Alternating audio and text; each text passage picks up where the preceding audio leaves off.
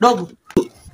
Dada kashazidiwa huko ndani. Unafanyaje sasa? Sasa kaka mbona tunasituana tunaambia si unaona tunazidiwa. Cha kufanya hapa. Toka hapa kamtafuta daktari sehemu yote alipo. Aje atibiwe maana unaweza kutoka hapa kwenda hospitali iwezekani. Fanya haraka dogo, fanya haraka uchezee simu. Fanya haraka.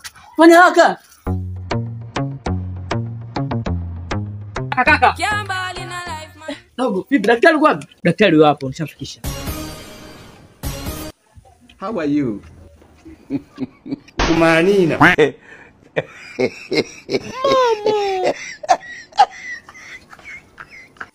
Umesema ndo daktari? Huyu ni daktari tunamwamini mtaa mzima hapa. Hakuna daktari mwingine bingwa zaidi yake yeye. Ndio maana nikaamua kumleta na. Wewe daktari? Ya, naitwa Dr. Jfat, bonge mwenye uzito wa pamba, kirangi 5 za kwa 10 mwili nyumba gadi kuta, ensamboyo ya Kileno. Ukipenda kuita Uwasa Gang sana kabisa.